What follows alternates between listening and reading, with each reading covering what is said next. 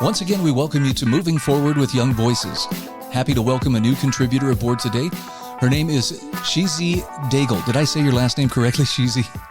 You did. Thank you so much. Checking in with us from London. It's a tough name. And tell us a little bit about yourself. Since this is our first time meeting you, obviously you're a Young Voices contributor, but I'm guessing you probably wear a few other hats as well. That's right. Yeah.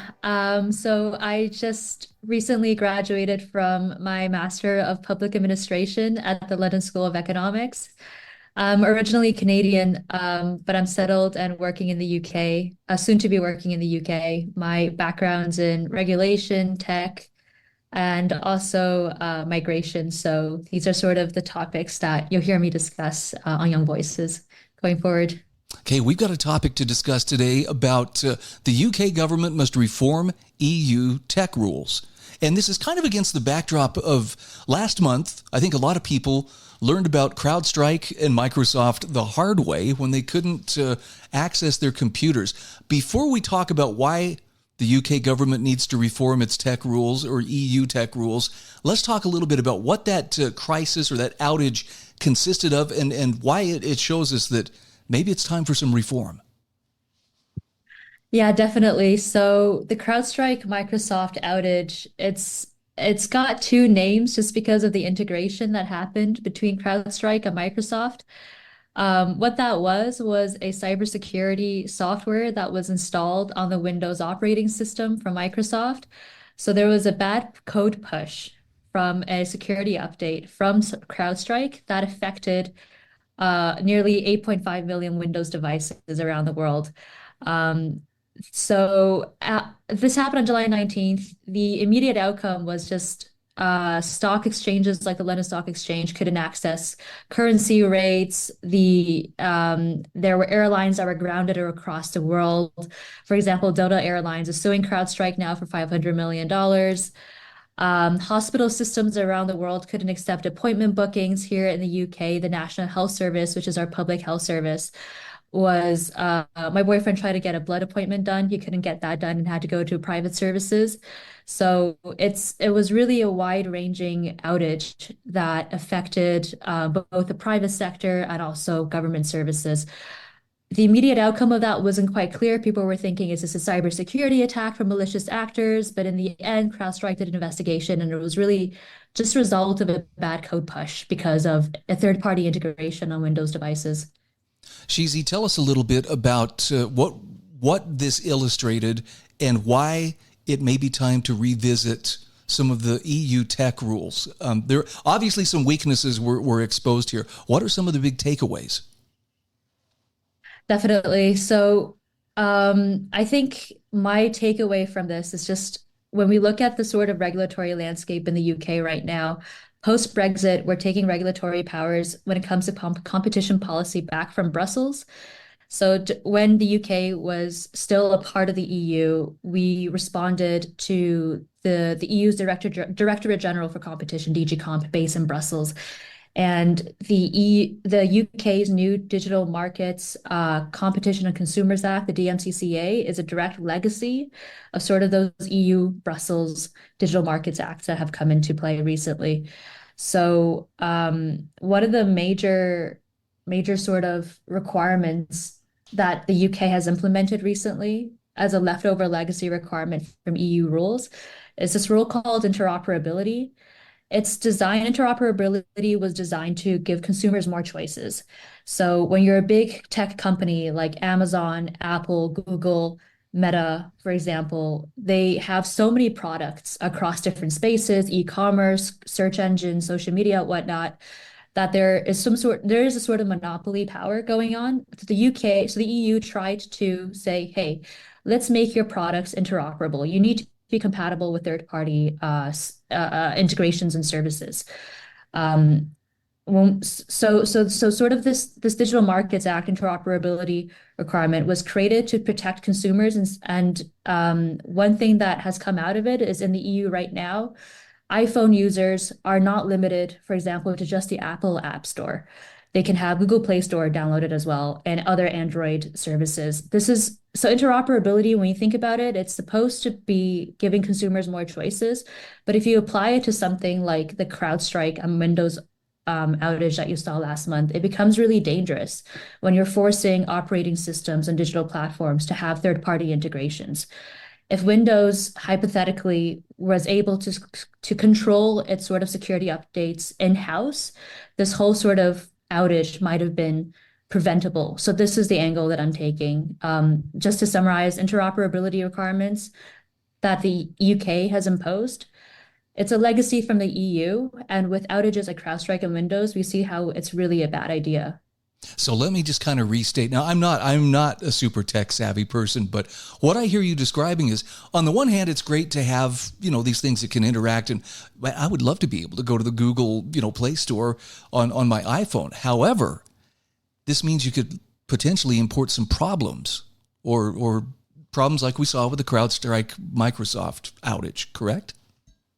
That's exactly it. That's exactly it. So a lot of regulation is designed sort of in a silo when you only view an issue from one angle. So the issue that that this regulation was trying to prevent was just consumer protection, which is good for us. But I think a bigger issue is, as much as it is valuable for consumers or businesses to have choice in the sort of operating systems, digital platforms, digital services that they can access, what's more important, I think, is the issue of cybersecurity. I think cybersecurity considerations trump these sort of consumer protection rules, because at the end of the day, you don't want to, be grounded for a flight, have potentially data that's compromised.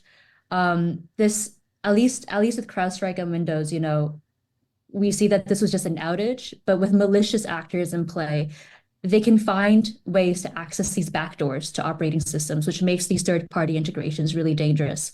So yeah, on one hand, the regulation has solved one issue of consumer protection, but I think it's opened up a far more dangerous path of cybersecurity issues. So what's the path forward from this? I mean, is this something that the UK can undertake on its own?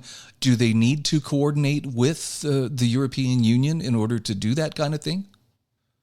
Yeah, so there's a lot of similarities when you take a look at the technical language of the Digital Markets Consumer and Competition Act in the UK and the Digital Markets Act in the EU.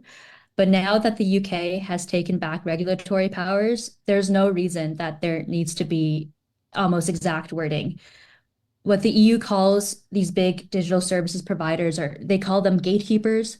There's 6 that have been identified: Google, Amazon, Alphabet. Oh, sorry, Alphabet is Google, Meta, which is Facebook, Instagram, even ByteDance. So the UK right now, the Competition and Markets Authority, which is a UK competition regulator, is trying to identify what are these gatekeepers as well in the UK. Should it be the same list of 6 companies that the EU has that's tightly regulated?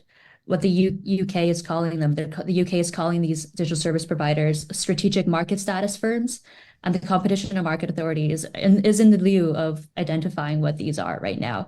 So I think because it's such formative regulation, it's really in the early stages. This can be stopped or it can be modified in such a way that really considers cybersecurity regulation.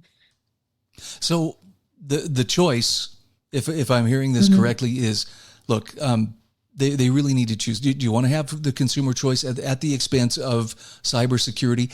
I just want to ask you, will that speak to members of Parliament, for instance, or those who are the regulators within the UK?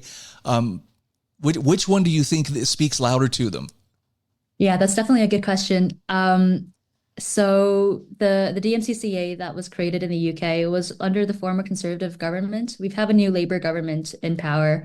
And while the legislators work independently of the regulators, I think this is a really great opportunity for the regulators to take a step back and look at the CrowdStrike-Microsoft outage, take that into consideration, and perhaps approach that bill differently. The bill has come into implementation, but it's just a matter of seeing how the Competition and Markets Authority, how the regulator goes about to identify what services to regulate. We The language unfortunately is are up against the clock here. Again, we're talking with No- Xizi Daigle. no Thank you worries. so much. It's been great visiting with you. Thank you so much, Ryan. Thanks for having me on board. Welcome back to Moving Forward with Young Voices. Happy to welcome Shay Khatiri to the program today. Shay is a new contributor, also Vice President and Senior Fellow of the Yorktown Institute. Shay, tell us just a little bit about yourself for those who are meeting you for the very first time. Hi, thank you for having me today. I am a Senior Fellow and Vice President at a think tank, as you mentioned. We're based out of Washington, D.C., though I live in Scottsdale, Arizona, because I like red states and warm weather. I work on defense policy issues, and my focuses are the Middle East and Europe and transatlantic security. And I have been in the United States for 10 years now. I grew up in Iran, and I'm a native Farsi speaker. And I have the honor of being declared enemy of the state by the Islamic Revolutionary Guard Corps. Wow. Which I take pride in. Yes. Yeah, I was going to say, with your emphasis on U.S. Defense Department stuff, and especially the areas that you mentioned, the Middle East and Europe, you've got your hands pretty full right now.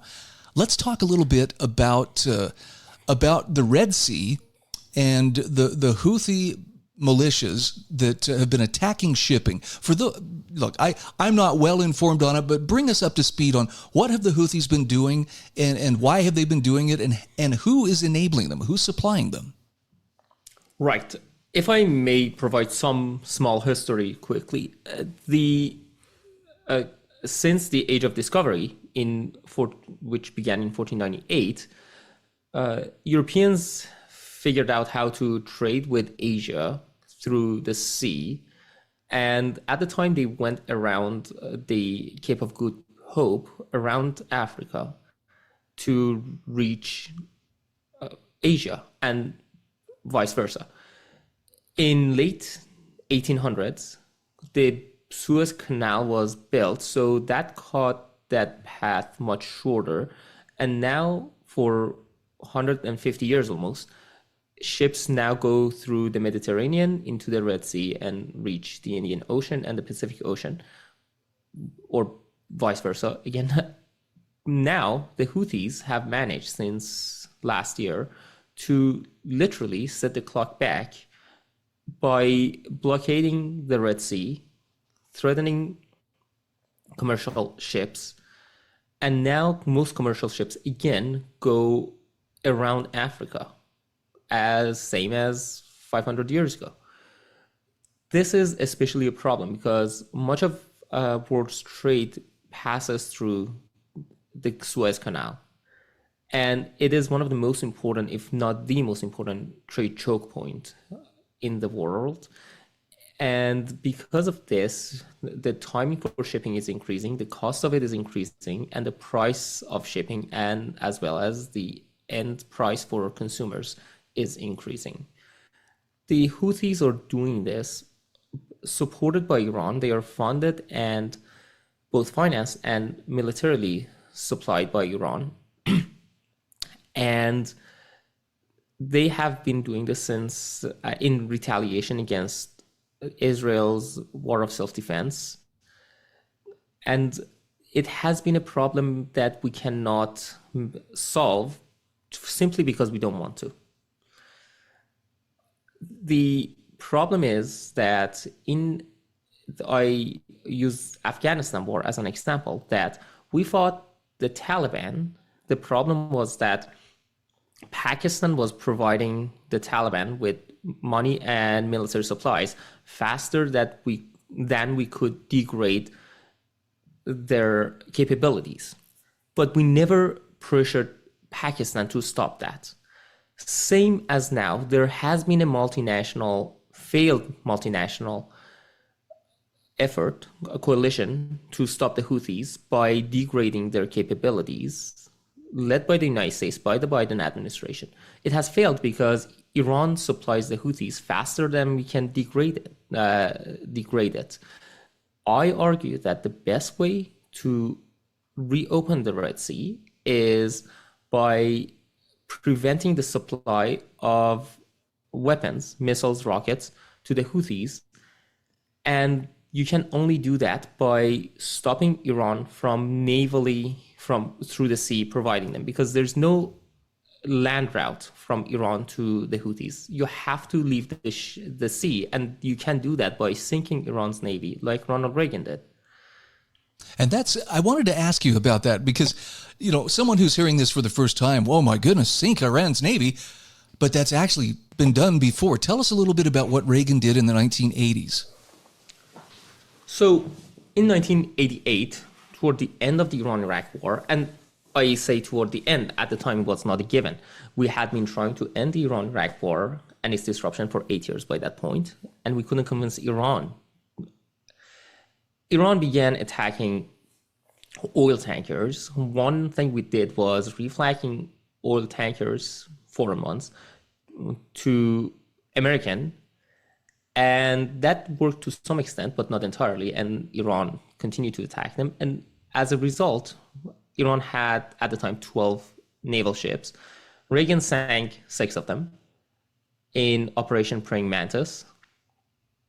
Rather than retaliating, Iran not only stopped the assaults, but also, out of fear, was convinced to end the war with Iraq.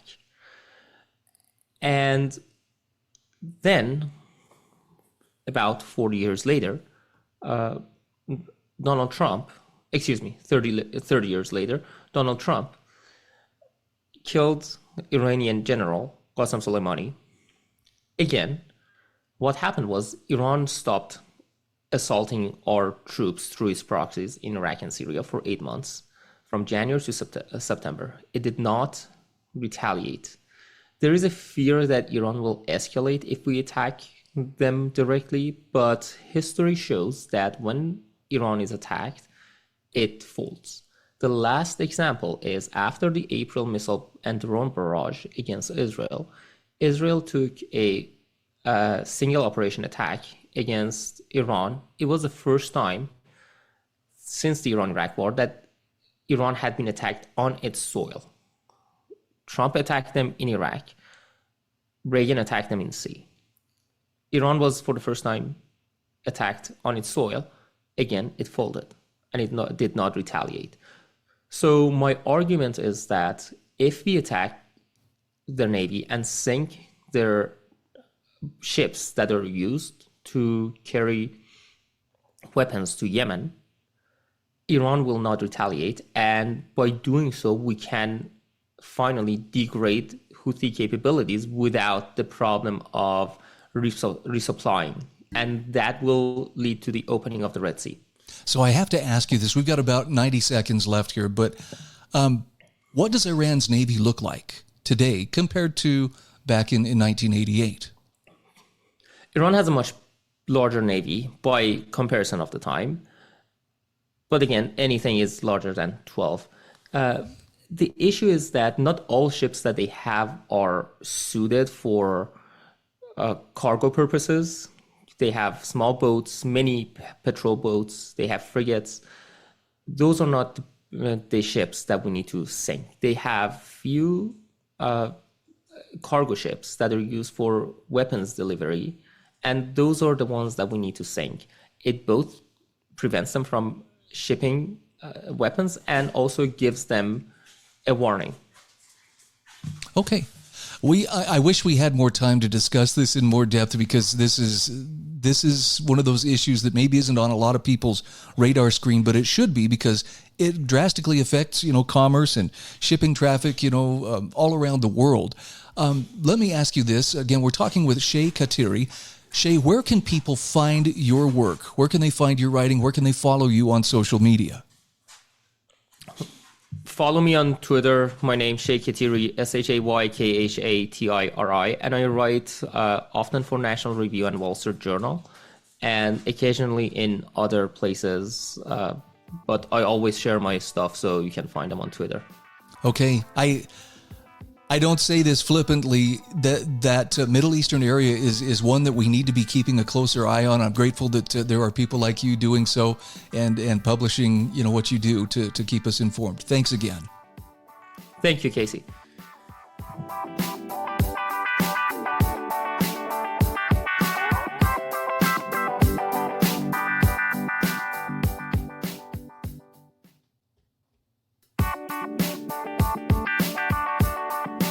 Welcome back to Moving Forward with Young Voices. We are happy to welcome a new contributor. Her name is Autumn Billings. Autumn, welcome to the show. Nice to meet you. Hi, nice to meet you. Happy to be here. So tell us just a little bit about who you are and what you do. Yeah, of course. So I'm originally from the state of Louisiana. I was born and raised there, but I actually received my JD from the University of Colorado Law School a few years ago. And so since law school, I've worked both within the criminal justice system, but also on the criminal justice through policy, on the criminal justice system through policy reform. Now, somewhere in the back of my head, it's probably because I watched Cool Hand Luke, I have it in my mind that Louisiana is a state that takes, criminal justice very, very seriously. Having said that, I did not realize that Louisiana, as of the 1st of August, became the first state in the country to allow surgical castration as a form of punishment for people found guilty of certain sex crimes against minors. Give me a little bit of the background behind that. I didn't realize they were the first. What had been done previously? Was it always just chemical castration or imprisonment? Yeah, so like you said, they're the first state in the United States to allow a judge to order surgical castration for people found of certain sex crimes, primarily against minors. Previously, for the last 10 years or so, Louisiana, among a handful of other states in the country, had allowed chemical castration, which is the use of pharmaceutical drugs to tamper the production of sex hormones, which is a fully reversible sentence. So you stop taking the drugs, the sex hormones can presume being produced. But surgical castration is a marked difference from that, where it is very much a permanent punishment to that. Louisiana, like a lot of other states in the country, has seen a rise in crime over the last couple of years, particularly since the COVID lockdowns and the COVID epidemic. And so while Louisiana, like other states, have gone through phases of reforms, right now Louisiana is a bit in a tough on crime mindset. So I have to ask, what was it that sparked such a drastic law?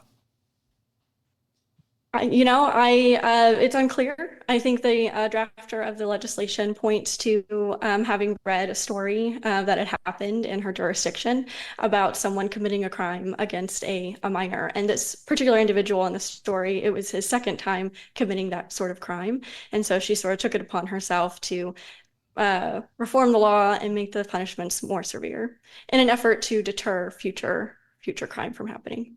Now, you actually make a pretty strong case that this law, while it sounds very tough on crime, actually is choosing revenge over public safety. I'd love to hear the explanation of that.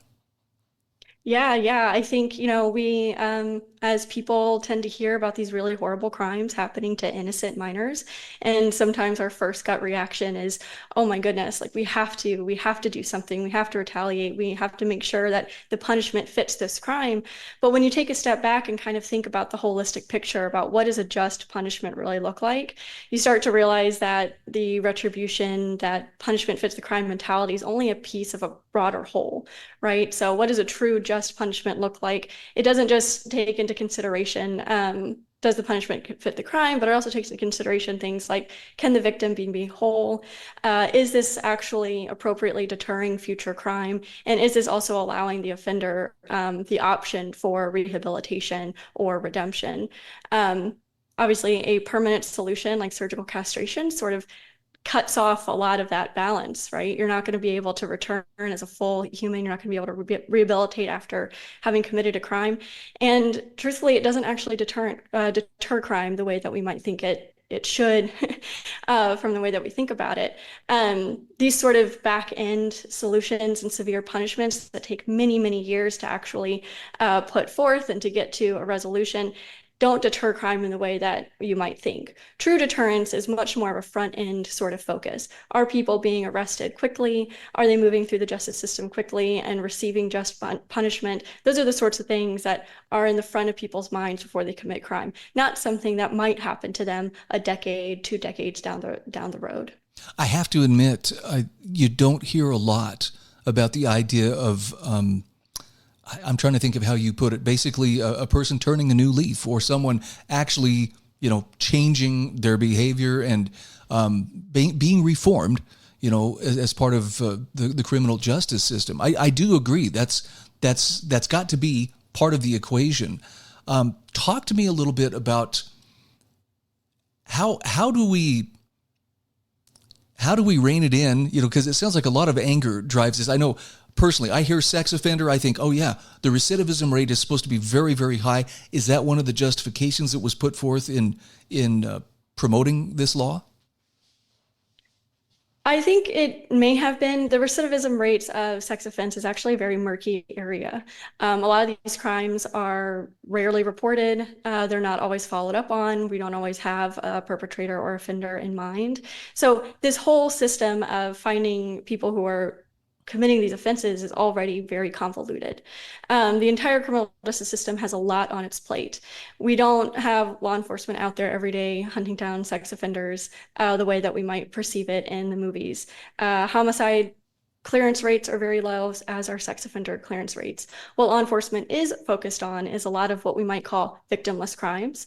These include drug laws and traffic offenses, those sorts of things, which at the end of the day, law enforcement, the criminal justice system has very finite resources and time and attention that they can put towards solving these quote unquote crimes. So in some of what I was focused on in the writing of my article was about how a better, more appropriate way to balance the criminal justice system, instead of trying to throw the book at offenders and going with this very severe, unprecedented form of punishment, why don't we rebalance what it is that law enforcement is focused on to begin with on the front end, to allow law enforcement to focus on the crimes that are really impacting people, the truly violent crimes that have victims, that it's a very hard thing to undo something like a sex offense against a minor.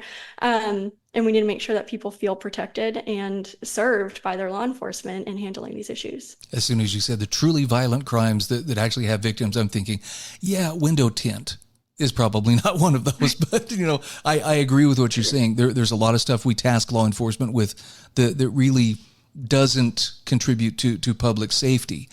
Also, you bring up in your article, and I thought this was very astute on your part, this is a permanent form of punishment, and the death penalty, is the only other kind of, really permanent punishment I can think of. And maybe this is just, I have kind of a little distrust of government, but I don't trust government to get it right all the time. Talk to me about innocent people who have been sentenced to death. Yeah. The death penalty, as you said, is, in my mind, one of the only other permanent punishments that the government has, or at least the Louisiana government has on the table. Sentencing someone to a life imprisonment, or any time in prison, can't necessarily be undone. We can't go back in time and undo certain things, but it does at least allow a window of opportunity for the government to look back at, maybe it did make a mistake. This is why we have an appeal system in this country. It's not, it's not an infallible system. The criminal justice system is made up of people just like you and me. But to come to the place where, you can't even offer the opportunity for someone to maybe re-enter society as a whole person, even if they had maybe been innocent all along. Yeah, when we look at the death penalty rates, there's a reason why it's been so controversial. There's a reason why Louisiana has had so many exonerations over the last, 5 decades that we've been allowing the death penalty. And I just can't imagine that having another form of permanent punishment would somehow not have the same sort of issues that the death penalty has today. I have to hand it to you, Autumn. I know some people would hear this and go, oh, she just wants to be soft on crime. I don't get that. What I hear you saying is let's be smart and not let's avoid the knee jerk, emotional eye for an eye kind of thing. And I think that's very wise, because those kind of things can sometimes have unintended consequences that aren't realized till later. Yes, absolutely. And I'm glad that came through because I really just wanted to underscore that we are talking about some really horrible things happening to innocent lives, but we do have to be smart and we have to make sure that we're approaching this with a balanced view that understands that the criminal justice system, we need to take this job very seriously. All right, we are talking with Autumn Billings. Autumn, thank you so much. Pleasure to visit with you. Yes, thank you.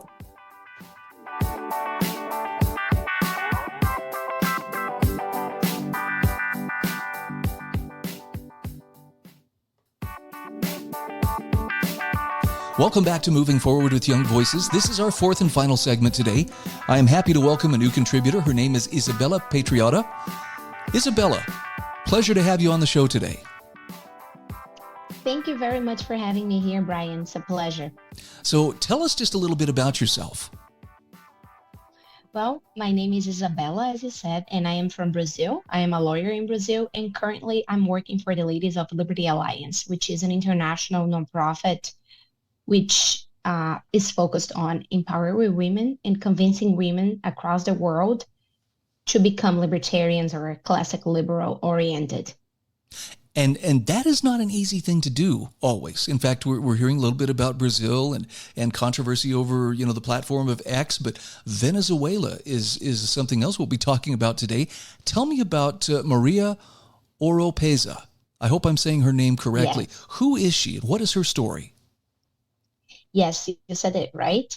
She is a 30-year-old activist that worked for the opposition in Venezuela during the last campaign that just happened in July 28th in Venezuela.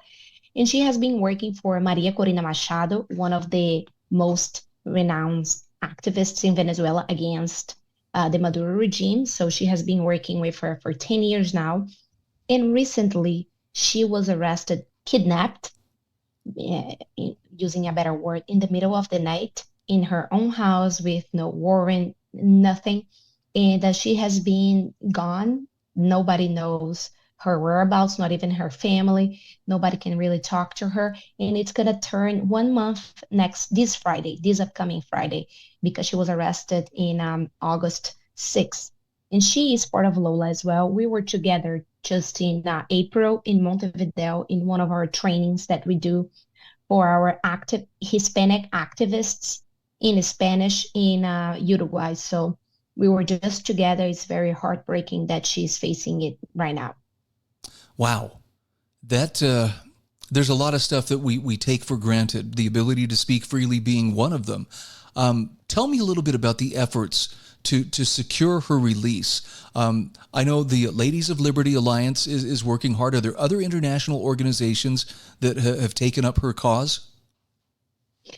Yes, she is part of the Partido 20 Party, which is the party of the opposition there. So they are also taking measures about her case, and also different human rights organizations around the world. But what LoLA is doing, LoLA is based, just a disclaimer here, LoLA is based on volunteer work. And so all of our lawyers, after she was kidnapped, were working on her case, and we petitioned to the OAS, the Organization for the American States, with the commission, the Inter-American Commission of Human Rights, and we petitioned against Venezuela to know, against the Venezuelan government to know where is she, what is her condition, if they have her or not, because ever since her release, ever since her kidnapping, the only proof of life that we've had from her is a video of the dictatorship regime mocking her, making fun of her, using her video as a propaganda to scare people. And her only crime was that she was questioning the result of the election. So the commission has already released a decision, a precautionary measure, telling that Venezuela had only 15 days to say if they have her, what is her condition, what was her crime, but they have not replied to it, and we believe that they will not, because they are a dictatorship. And so these are the organizations that are looking after her, and this is what LoLA has done. Izabella, I wanted to ask you about that election in Venezuela. from my understanding, it was not clear that Maduro won, but essentially it sounds like he declared himself the winner and basically shut down the counting. Am I even close in what I understand there? Is there more to it? No, you're precisely right. And it's curious that dictators have changed the way that they approach how they're going to say that they won elections. Because in the past, the dictator, they would say, yes, we won with 99% of the votes or with 100% of the votes. Currently, and this is what Maduro did, he said that he won, if I'm not mistaken, with 52% of the votes, because they want to show that actually it's very close. Yes, we do admit that there is a big opposition here, that they are vocal and then they are growing, but I still won. And what he is doing is that he is suffocating the electoral results from the institutions that collected it, but the oppositions have it because the system that works in Venezuela is similar to the one that works in Brazil, unfortunately. So once they have how many people voted in one session, they can see how many votes they had there. And usually, legally speaking, they need to have from both sides, from both people in the ballot competing for that seat. So many people have this proof. So the opposition have proved that they won with over 70% of the votes. And Maduro is now claiming that actually he won, and then he's suffocating all of the oppositors and also the people that worked in the campaign that was not in his favor, just like Maria was one of them. Wow.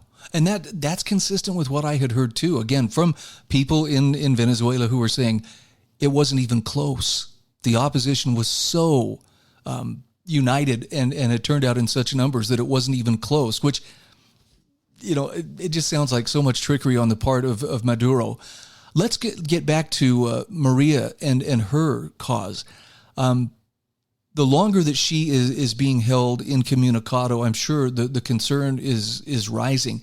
Is there any kind of legal action that can be taken to secure her release, or is she pretty much at the mercy of the regime? Unfortunately, second option. And this is something very sad and that many times we take for granted in the US. For instance, she doesn't have the right to have a private attorney. She does not have this right because according to the few public information that we have about her case, she is accused of being a terrorist simply for saying that the election was fraudulent, meaning that in that case, she can only have the public attorney nominated by the regime. So we have our hands tied here, and the only thing that we're doing is raising international awareness about her case. So we are using all of the human rights courts that we have available. Now we're going to, because the Inter-American Commission is only the first level of it, so we're going to apply to the court as well. Now this is our next step.